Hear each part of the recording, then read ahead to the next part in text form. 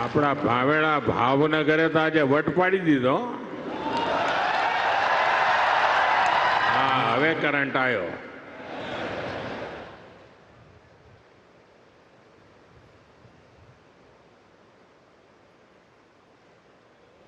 અહીંયા હું જોઉં છું કે પેન્ડોલની બહાર માનવ સમુદ્ર દેખાય છે બધો. इतनी बड़ी संख्या में आप सब आशीर्वाद देने आए, मैं आपका बहुत बहुत आभारी हूं. साथियों, ये कार्यक्रम तो भावनगर में हो रहा है, लेकिन ये कार्यक्रम पूरे हिंदुस्तान का है. आज भावनगर निमित्त है और पूरे भारत में समुद्र से समृद्धि की ओर जाने की हमारी दिशा क्या है, उसके लिए आज इस महत्वपूर्ण कार्यक्रम का केंद्र भावनगर चुना गया है. गुजरात के लोगों को, भावनगर के लोगों को बहुत बहुत बधाई. साथियों, अभी 17 सितंबर को आप सबने अपने नरेंद्र भाई को जो शुभकामनाएं भेजी हैं, देश और दुनिया से जो शुभकामनाएं मुझे मिली हैं, व्यक्तिगत तौर पर सबका धन्यवाद करना संभव नहीं है, लेकिन भारत के कोने कोने से और विश्व भर से ये जो प्यार मिला है, ये जो आशीर्वाद मिले हैं, ये मेरी बहुत बड़ी संपत्ति है, ये मेरी बहुत बड़ी ताकत है. और इसलिए सार्वजनिक रूप से मैं आज देश और दुनिया के सभी महानुभावों का हृदय से आभार व्यक्त करता हूं. यहां एक बेटी कोई चित्र बना करके ले आई है, वहां एक बेटा लेकर के आया है. जरा इसको कलेक्ट कर लीजिए भाई. इन बच्चों को मेरा बहुत बहुत आशीर्वाद. Thank you. जो लोग लाए हैं, मैं आपके प्यार के लिए मैं आपका आभारी हूं. आपने इतनी मेहनत की. धन्यवाद जी, धन्यवाद बेटा. थैंक यू दोस्त. साथियों, विश्वकर्मा जयंती से लेकर गांधी जयंती तक, यानी 17 सितंबर से 2 अक्टूबर तक पूरे देश में लाखों लोग सेवा पखवाड़ा मना रहे हैं. मुझे बताया गया है कि गुजरात में भी अभी तो 15 दिन का सेवा पखवाड़ा है, लेकिन पिछले 2-3 दिनों में सेवा पखवाड़े के दौरान बहुत से कार्य हुए. सैकड़ों जगह पर ब्लड डोनेशन कैंप लगे और इनमें 1 लाख लोग अब तक ब्लड डोनेट कर चुके हैं. ये सिर्फ मुझे जो गुजरात की जानकारी मिली वो बता रहा हूं मैं. अनेक शहरों में सफाई अभियान चलाए गए. लाखों लोग इन सफाई अभियानों में भी साथ आए. राज्य में 30,000 से ज्यादा जगहों पर, यह आंकड़ा बहुत बड़ा है, हेल्थ कैंप लगाए हैं, जहां लोगों को जांच और उपचार की मदद की जा रही है। खास करके महिलाओं के स्वास्थ्य को केंद्र में रखा गया है। देश भर में सेवा कार्यों से जुड़े हर किसी का मैं अभिनंदन करता हूं, उनका आभार व्यक्त करता हूं। साथियों, आज इस आयोजन में मैं सबसे पहले कृष्ण कुमार सिंह जी का पुण्य स्मरण करता हूं। सरदार साहब के मिशन से जुड़ते हुए उन्होंने भारत की एकता के लिए बहुत बड़ा योगदान दिया। आज ऐसे ही महान देशभक्तों की प्रेरणा से हम भारत की एकता को मजबूत कर रहे हैं। एक भारत श्रेष्ठ भारत की भावना को मजबूत कर रहे हैं। साथियों, आज मैं ऐसे समय में भावनगर आया हूं जब नवरात्र का पावन पर्व शुरू होने वाला है। इस बार जीएसटी में कमी की वजह से बाजारों में रौनक भी और ज्यादा रहने वाली है।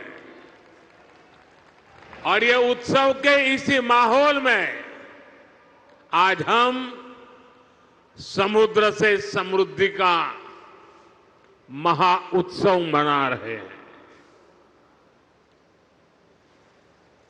ભાવનગરના ભાઈઓ મને માફ કરજો, મારે હિન્દીમાં એટલા માટે બોલવું પડે છે કે દેશભરના લોકો આમાં જોડાયેલા છે। દેશભરના લાખો લોકો જ્યારે કાર્યક્રમમાં જોડાયા છે, તો આપની ક્ષમા માંગીને મારે हिंदीમાં જ વાત કરવી રહી। साथियों, 21वीं सदी का भारत आज समुद्र को बहुत बड़े अवसर के रूप में देख रहा है। थोड़ी देर पहले यहां पोर्ट लेड डेवलपमेंट को गति देने के लिए हजारों करोड़ रुपए के प्रोजेक्ट का शिलान्यास और उद्घाटन किया गया है। देश में क्रूज टूरिज्म को प्रमोट करने के लिए आज मुंबई में इंटरनेशनल क्रूज टर्मिनल का भी लोकार्पण किया गया है। भावनगर के, गुजरात के विकास से जुड़े अनेक प्रोजेक्ट्स भी शुरू हुए हैं। मैं सभी देशवासियों को और गुजरात के लोगों को भी बहुत बहुत शुभकामनाएं देता हूं। साथियों, भारत आज विश्व बंधु की भावना से आगे बढ़ रहा है। दुनिया में हमारा कोई बड़ा दुश्मन नहीं है। सच्चे अर्थ में अगर हमारा कोई दुश्मन है तो वो है दूसरे देशों पर हमारी निर्भरता। यही हमारा सबसे बड़ा दुश्मन है और हमें मिलकर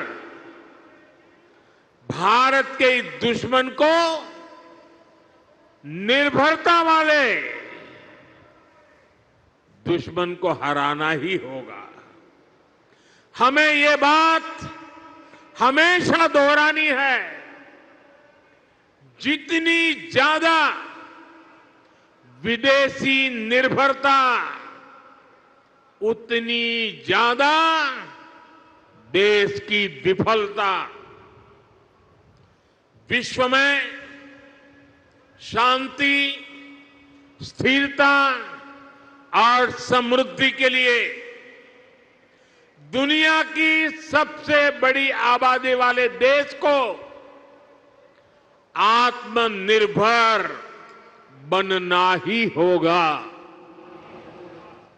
हम दूसरों पर आश्रित रहेंगे तो हमारा आत्मसम्मान भी चोटिल होगा।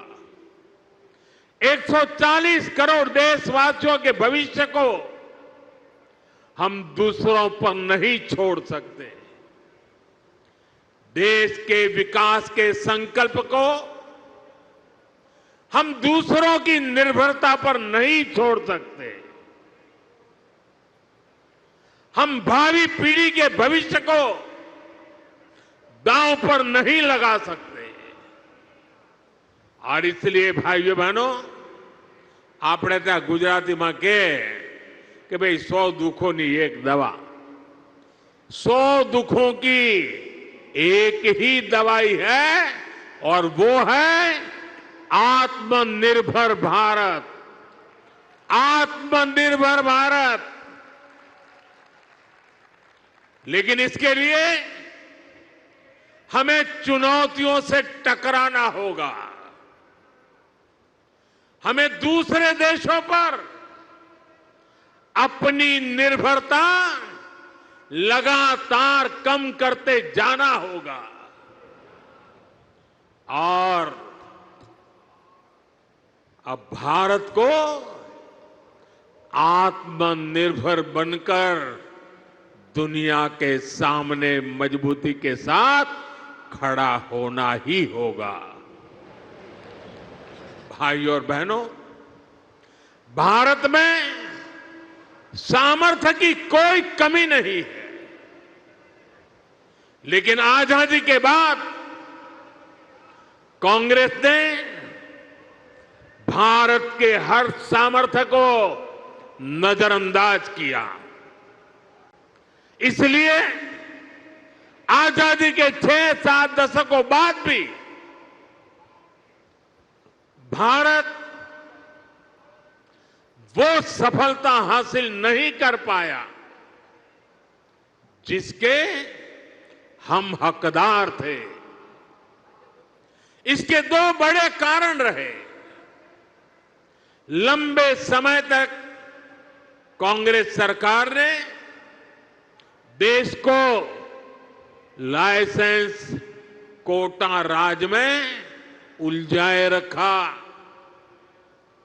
दुनिया के बाजार से अलग थलग रखा और फिर जब ग्लोबलाइजेशन का दौर आया तो सिर्फ इंपोर्ट का ही रास्ता पकड़ लिया गया और उसमें भी हजारों लाखों करोड़ों के घोटाले कर दिए गए।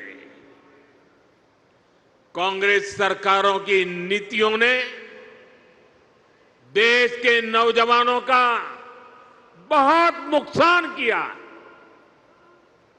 इन नीतियों ने भारत की असली ताकत को सामने आने से रोक दिया। साथियों, देश का कितना नुकसान हुआ है इसका एक बहुत बड़ा उदाहरण हमारा शिपिंग सेक्टर है। आप भी जानते हैं कि भारत सदियों से दुनिया की एक बड़ी समुद्री ताकत था। हम दुनिया में शिप बिल्डिंग के सबसे बड़े सेंटर हुआ करते थे। भारत के तटीय राज्यों में बने जहाज देश और दुनिया के व्यापार कारोबार को गति देते थे। यहां तक कि आज से 50 साल पहले तक भी हम भारत में बने जहाजों का उपयोग करते थे। उस दौर में भारत का 40% 40% से अधिक इंपोर्ट एक्सपोर्ट देश में ही बने जहाजों से होता था। लेकिन फिर देश का शिपिंग सेक्टर भी कांग्रेस की कुनीतियों का शिकार हो गया। कांग्रेस ने भारत में जहाज निर्माण पर जोर देने के बजाय विदेशी जहाजों को किराया भाड़ा देना बेहतर समझा। इससे भारत में शिप बिल्डिंग इकोसिस्टम ठप हो गया। विदेशी जहाजों पर निर्भरता ये हमारी मजबूरी बन गया। परिणाम यह हुआ कि 50 साल पहले जहां 40% व्यापार भारतीय जहाजों पर होता था, वो हिस्सा घटकर सिर्फ 5% रह गया। यानी अपने 95% ट्रेड के लिए हम विदेशी जहाजों पर निर्भर हो गए। विदेशी जहाजों पर इस निर्भरता का हमें बहुत बड़ा नुकसान उठाना पड़ा। साथियों, में आज देश के सामने कुछ आंकड़े आप सबके सामने रखना चाहता हूं। देशवासी ये जानकर हैरान रह जाएंगे कि आज भारत हर साल करीब $75 बिलियन यानी लगभग 6 लाख करोड़ रुपए 6 लाख करोड़ रुपए विदेशी शिपिंग कंपनियों को शिपिंग सर्विसेज के लिए देता है, किराया देता है। ये आज भारत का जितना डिफेंस बजट है, करीब करीब उतना पैसा किराए में दिया जा रहा है। आप कल्पना कीजिए, 7 दशकों में कितना पैसा हमने सिर्फ भाड़े के रूप में दूसरे देशों को दिया है। हमारे पैसों से विदेशों में लाखों नौकरियां बनी हैं। सोचिए, इतने सारे पैसे का अगर एक छोटा सा हिस्सा भी अगर पहले की सरकारें अपनी शिपिंग इंडस्ट्री पर लगाती, तो आज दुनिया हमारे जहाज इस्तेमाल कर रही होती, हमें लाखों करोड़ रुपए शिपिंग सर्विसेज के रूप में मिल रहे होते और हमारे बच जाते वो तो अलग। साथियों, भारत को अगर 2047 जब देश की आजादी के 100 साल होंगे, 2047 तक विकसित होना है, तो भारत को आत्मनिर्भर होना ही होगा। आत्मनिर्भर होने के अलावा भारत के पास कोई विकल्प नहीं है। 140 करोड़ देशवासियों का एक ही संकल्प होना चाहिए, चीप हो या शिप, हमें भारत में ही बनाने होंगे।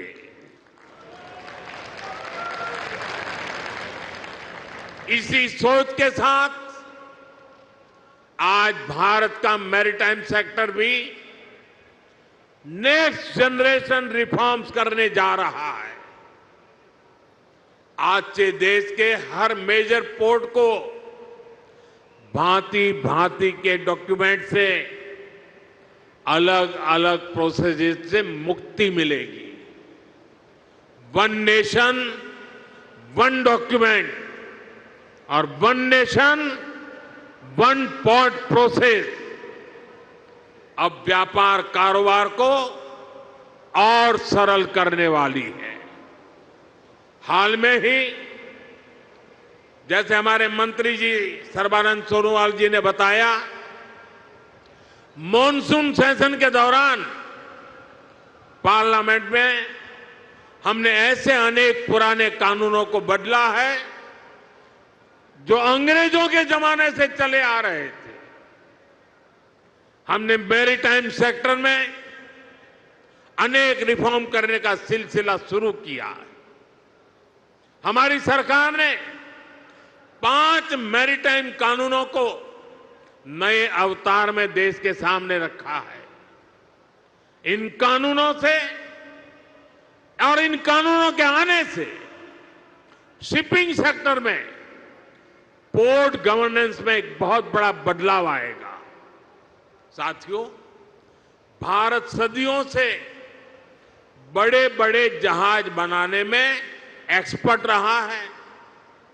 नेक्स्ट जनरेशन रिफॉर्म्स देश के इस भूले हुए गौरव को फिर वापस लाने में मदद करेंगे। बीते दशक में हमने 40 से अधिक शिप्स और पनडुब्बियां नेवी में इंडक्ट की है। इनमें से एक दो तो छोड़ दें तो ये सब हमने भारत में ही बनाई है। आपने आईएनएस विक्रांत के विषय में सुना होगा। इतना विशाल आईएनएस विक्रांत भी भारत में ही बना है। इसे बनाने के लिए जो हाई क्वालिटी स्टील लगी वो भी भारत में बनी थी। यानी हमारे पास सामर्थ्य है, हमारे पास कौशल की कोई कमी नहीं है। बड़े शिप बनाने के लिए जिस राजनीतिक इच्छा शक्ति की जरूरत है, उसका भरोसा मैं आज देशवासियों को दे रहा हूं। साथियों, देश के मैरीटाइम सेक्टर को मजबूती देने के लिए कल भी एक बहुत ऐतिहासिक निर्णय हुआ है। हमने देश की पॉलिसी में एक बड़ा बदलाव किया है। अब सरकार ने बड़े जहाजों को इंफ्रास्ट्रक्चर के रूप में मान्यता दी है। जब किसी सेक्टर को इंफ्रास्ट्रक्चर के रूप में मान्यता मिलती है तो उसे बहुत फायदा होता है। अब बड़े शिप बनाने वाली कंपनियों को बैंकों से लोन मिलने में आसानी होगी, उन्हें ब्याज दर में भी छूट मिलेगी। इंफ्रास्ट्रक्चर फाइनेंसिंग के जितने भी और लाभ होते हैं वो सारे के सारे इन जहाज बनाने वाली कंपनियों को भी मिलेंगे। सरकार के इस निर्णय से भारतीय शिपिंग कंपनियों पर पड़ने वाला बोझ कम होगा, उन्हें ग्लोबल कंपटीशन में आगे आने में मदद मिलेगी। साथियों, भारत को दुनिया की एक बड़ी समुद्री शक्ति बनाने के लिए 3 और बड़ी स्कीम्स पर भारत सरकार काम कर रही है। इन 3 योजनाओं से शिप बिल्डिंग सेक्टर को आर्थिक मदद मिलने में आसानी होगी। हमारे शिपयार्ड्स को मॉडर्न टेक्नोलॉजी अपनाने में मदद होगी और डिजाइन और क्वालिटी सुधारने में भी बहुत मदद मिलने वाली है। इन पर आने वाले वर्षों में 70,000 करोड़ रुपए से ज्यादा खर्च किए जाएंगे। साथियों, मुझे याद है साल 2007 में जब मैं यहां मुख्यमंत्री के रूप में आपकी सेवा कर रहा था, तब शिप बिल्डिंग के अवसरों को लेकर एक बहुत बड़ा सेमिनार गुजरात ने आयोजित किया था। उसी दौरान ही गुजरात में हमने शिप बिल्डिंग इकोसिस्टम को सपोर्ट दिया था। अब हम देश भर में शिप बिल्डिंग के लिए व्यापक कदम उठा रहे हैं। यहां मौजूद एक्सपर्ट जानते हैं कि शिप बिल्डिंग कोई साधारण इंडस्ट्री नहीं है। शिप बिल्डिंग इंडस्ट्री को पूरी दुनिया में mother of all industries, mother of all industries की जननी कहा जाता है, उद्योगों की जननी कहा जाता है, क्योंकि इसमें सिर्फ एक जहाज ही नहीं बनता, उसके साथ जो उद्योग जुड़े होते हैं उनका विस्तार होता है। Steel, machinery, electronics, textile, paints, IT system, ऐसे अनेक उद्योगों को शिपिंग इंडस्ट्री से सपोर्ट मिलता है। इससे छोटे और लघु उद्योगों को, एमएसएमईज को फायदा होता है। रिसर्च बताती है कि शिप बिल्डिंग में होने वाले हर 1 रुपये के निवेश से इकोनॉमी लगभग 2 गुना निवेश बढ़ता है और शिपयार्ड में पैदा होने वाली हर एक जॉब, हर एक रोजगार सप्लाई चेन में 6 से 7 नई नौकरियां बनाती है। मतलब अगर शिप बिल्डिंग इंडस्ट्री में 100 नौकरियां बनती हैं तो इससे जुड़े दूसरे सेक्टर्स में 600 से अधिक जॉब्स क्रिएट होती है। इतना बड़ा मल्टीप्लायर इफेक्ट शिप बिल्डिंग का होता है। साथियों, हम शिप बिल्डिंग के जरूरी स्किल सेट पर भी फोकस कर रहे हैं। इसमें हमारे आईटीआई काम आएगी, मैरीटाइम यूनिवर्सिटीज का रोल बढ़ेगा। बीते वर्षों में हमने कोस्टल एरिया में नेवी और एनसीसी के तालमेल से नई व्यवस्थाएं बनाई हैं। इन एनसीसी कैडेट्स को नेवी के साथ साथ कॉमर्शियल सेक्टर की भूमिकाओं के लिए भी तैयार किया जाएगा। साथियों, आज का भारत एक अलग मिजाज से आगे बढ़ रहा है। हम जो लक्ष्य तय करते हैं उसे अब समय से पहले पूरा करके भी दिखाते हैं। सोलर सेक्टर में भारत अब अपने लक्ष्यों को 4-4, 5-5 साल पहले हासिल कर रहा है। पोर्ट लेड डेवलपमेंट को लेकर भी 11 साल पहले जो लक्ष्य हमने तय किए थे, भारत उनमें जबरदस्त सफलताएं हासिल कर रहा है। हम देश में बड़े बड़े जहाजों के लिए बड़े पोर्ट बना रहे हैं। सागर माला जैसी स्कीम से पोर्ट्स की कनेक्टिविटी को बढ़ा रहे हैं। साथियों, बीते 11 साल में भारत ने अपनी पोर्ट कैपेसिटी 2 गुनी कर ली है। 2014 से पहले भारत में शिप टर्न अराउंड टाइम औसतन 2 दिन होता था। अब आज भारत में शिप टर्न अराउंड टाइम 1 दिन से भी कम हो गया है। हम देश में नए और बड़े पोर्ट्स का निर्माण भी कर रहे हैं।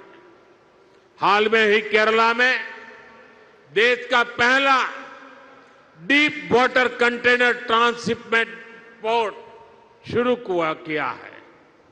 75,000 करोड़ से ज्यादा की लागत से महाराष्ट्र में वाढवण पोर्ट बन रहा है। ये दुनिया के टॉप 10 पोर्ट्स में से एक होगा। साथियों, आज समुद्री रास्ते से होने वाले ट्रेड में भारत का हिस्सा सिर्फ 10% है। हमें इसे और बढ़ाना है। हम 2047 तक दुनिया के समुद्री व्यापार में अपनी हिस्सेदारी को लगभग 3 गुना तक बढ़ाना चाहते हैं और ये हम करके दिखाएंगे। साथियों, जैसे जैसे हमारा समुद्री व्यापार बढ़ रहा है तो हमारे समुद्री नाविकों यानी सी फेरर्स की संख्या भी बढ़ रही है। ये वो मेहनती प्रोफेशनल्स हैं जो समंदर में जहाज चलाते हैं, इंजन और मशीनरी संभालते हैं, लोडिंग अनलोडिंग का काम देखते हैं। 1 दशक पहले हमारे यहां सी फेरर्स से 1.25 लाख से भी कम थे, लेकिन आज इनकी संख्या 3 लाख के पार पहुंच चुकी है। आज भारत दुनिया के टॉप 3 देशों में आ गया है जो सबसे ज्यादा सी फेरर दुनिया को उपलब्ध कराता है और इससे भारत के नौजवानों को रोजगार के अवसर बढ़ते हैं। यानी भारत की बढ़ती शिप इंडस्ट्री दुनिया की ताकत भी बढ़ा रही है। साथियों, भारत की एक समृद्ध समुद्री विरासत है। हमारे मछुआरे, हमारे प्राचीन पोर्ट सिटी इस धरोहर के प्रतीक है। हमारा ये भावनगर, ये सौराष्ट्र इसका एक बहुत बड़ा उदाहरण है। इस विरासत को हमें भविष्य की पीढ़ी तक पहुंचाना है, दुनिया को हमारा सामर्थ्य दिखाना है और इसलिए लोथल में हम एक शानदार मैरीटाइम म्यूजियम बना रहे हैं और ये भी दुनिया का सबसे बड़ा मैरीटाइम म्यूजियम बनेगा। स्टैच्यू ऑफ यूनिटी की तरह भी ये भारत की नई पहचान बनेगा। थोड़ी देर बाद मैं आज वहां भी जा रहा हूं। साथियों, भारत के समुद्री तट भारत की समृद्धि के प्रवेश द्वार बनेंगे और मैं बड़े गर्व के साथ और मैं दूर तक का देख सकता हूं कि भारत के समुद्री तट भारत की समृद्धि के प्रवेश द्वार बनने वाले हैं। मुझे खुशी है कि गुजरात की एक कोस्टलाइन भी एक बार फिर यहां के लिए वरदान बन रही है। आज ये पूरा क्षेत्र देश को पोर्ट लेड डेवलपमेंट का नया रास्ता दिखा रहा है। आज देश में समंदर के रास्ते जितना कार्गो आता है उसका 40% गुजरात के पोर्ट्स हैंडल करते हैं। अब इन पोर्ट्स को डेडिकेटेड फ्रेट कॉरिडोर का भी फायदा मिलने वाला है। इससे देश के दूसरे हिस्सों तक तेजी से सामान पहुंचाना आसान होगा। इससे पोर्ट्स की एफिशिएंसी भी और अधिक बढ़ेगी। साथियों, यहां शिप ब्रेकिंग का भी एक बड़ा इकोसिस्टम बन रहा है। अलंका शिप ब्रेकिंग यार्ड इसका शानदार उदाहरण है। इससे भी यहां बड़ी संख्या में नौजवानों को रोजगार मिल रहा है। साथियों, विकसित भारत के लिए हमें हर क्षेत्र में, हर सेक्टर में तेजी से काम करना है और हम सब जानते हैं कि विकसित भारत का रास्ता आत्मनिर्भर भारत से होकर जाता है। इसलिए हमें याद रखना है, हम जो भी खरीदें वो स्वदेशी हो, हम जो भी बेचें वो स्वदेशी हो। मैं सभी दुकानदार साथियों से कहूंगा, आप अपनी दुकानों पर एक पोस्टर लगाएं जिसमें लिखा हो, गर्व से कहो ये स्वदेशी है। हमारा ये प्रयास हमारे हर उत्सव को तो भारत की समृद्धि का महोत्सव बना देगा। इसी भावना के साथ आप सभी को नवरात्रि की एक बार फिर से शुभकामनाएं देता हूं। एक छोटा बालक चित्र बना करके लाया है, कब से खड़ा है, उसके हाथ दुखते होंगे। कोई जरा इसको कलेक्ट करे, छोटा सा बालक है। शाबाश बेटे,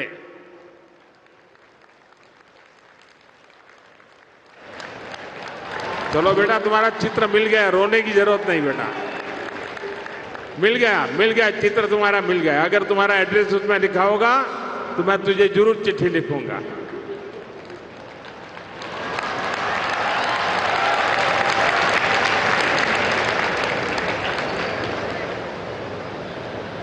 साथियों, ये छोटे छोटे बच्चों का प्यार, इससे बड़ी जीवन की पूंजी क्या हो सकती है।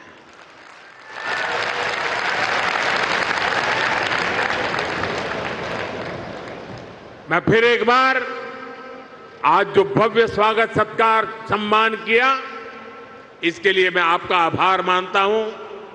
और मुझे मालूम है, जब ऑपरेशन सिंदूर हुआ तो पूरा भावनगर मैदान में था। आपका मिजाज का मुझे पता है। मैं इसके लिए भी आपका बहुत बहुत आभार व्यक्त करता हूं। भावनगરના ભાઈઓ બહેનો, નવરાત્રિની માંડવીઓ જરા જોર લગાવજો અને દેશના બધા લોકોને આત્મનિર્ભર ભારતનો સંદેશ આપણી માંડવીમાંથી પણ મળે। ખૂબ ખૂબ ધન્યવાદ ભાઈઓ।